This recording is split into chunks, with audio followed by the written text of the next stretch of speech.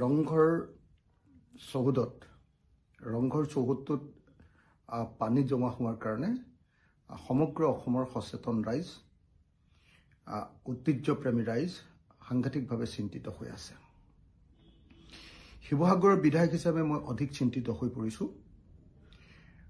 কালি বৰষুণৰ ফলস্বৰূপে পৰহি দিয়া বৰষুণৰ ফলস্বৰূপে কালি ৰংঘৰ চৌহদ পানীৰে ভৰ্তি হৈ গৈছিল আৰু আজি পুৱাৰ পৰা মই PWD ডিপাৰ্টমেণ্টৰ ৰোডছ ডিপাৰ্টমেণ্টৰ আমাৰ শিৱসাগৰৰ এক্সিকিউটিভ ইঞ্জিনিয়াৰ অনুপম হাজৰিকা, SDO প্ৰশান্ত বুঢ়াগোহাঁই, আমাৰ চিভিল SDO আমাৰ CO মানে চাৰ্কুল অফিচাৰ নাকিব আহমেদ আৰু AHI আৰ্কিঅলজিকেল ছাৰ্ভে অফ ইণ্ডিয়াৰ শিৱসাগৰৰ যিজন ইনস্পেক্টৰ গুণাঞ্চু কলিতা, তেওঁলোকক সকলোকে অনুৰোধ কৰিছিলোঁ, আহ্বান জনাইছিলোঁ, নিৰ্দেশ দিছিলোঁ যে সোনকালে এই পানীখিনি নিষ্কাশনৰ ব্যৱস্থা কৰিব লাগে।